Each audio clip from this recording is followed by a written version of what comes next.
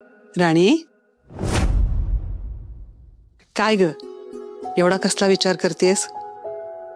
हे बघ बाळा, लग्न म्हटलं की प्रत्येक स्त्रीच्या आयुष्यात थोड्याफार अडचणी येतातच आणि प्रत्येकीच्या अडचणी ह्या वेगवेगळ्या असतात.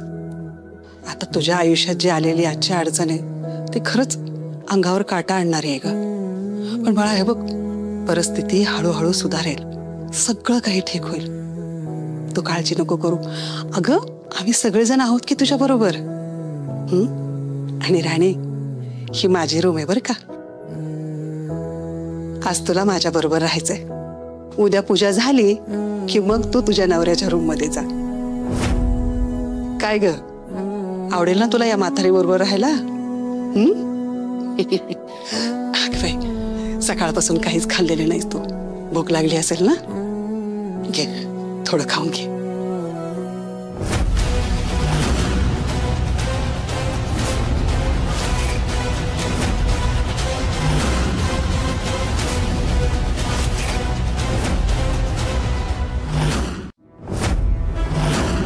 अगं मालते, अगं पोरीला भूक लागली, थोडं खाऊन घेऊ दे ना.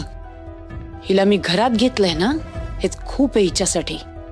पण आता या घरात आलीयस म्हणजे सगळं काही तुझ्या मनासारखं होईल असं जर तुला वाटत असेल ना, तर आत्ताच्या आत्ता हा गैरसमज हिला मनातनं काढून टाकायला सांगायचा. कारण यापुढे या घरात हिला अन्नाचा एक कण सुद्धा मिळणार नाही. मालती, अगं असं करू नको ग. हे बघ, हे असं वागणं बरोबर नाही. मग हिचं वागणं बरोबर वाटतंय का तुम्हाला? हिने जे केलंय ना ते तुम्ही विसरू शकता, मी नाही विसरू शकत. आणि मुळात हिला जेऊ खाऊ घालायला मी काही इथे धर्मशाळा नाही उघडलेली. सगळ्यांना पोसायला मी काही रिकामी नाहीये. मालती, अगं पण ती आता ह्या घरची सून आहे. बस, मी हिला माझी सून मानत नाही. आणि मी तुम्हाला शेवटचं सांगते, तुम्ही हिची बाजू घेणं बंद करा, नाही तर मी विसरून जाईन की आपलं नातं काय आहे. आणि हिचं लग्न तुमच्या पोराशी नाही हो, माझ्या पोराशी, माझ्या इंद्राशी झालंय, जे मला अजिबात मान्य नाहीये. आता हिला कळेल मालती महाडिकचा उंबरठा ओलांडून हिने किती मोठी चूक केली ते.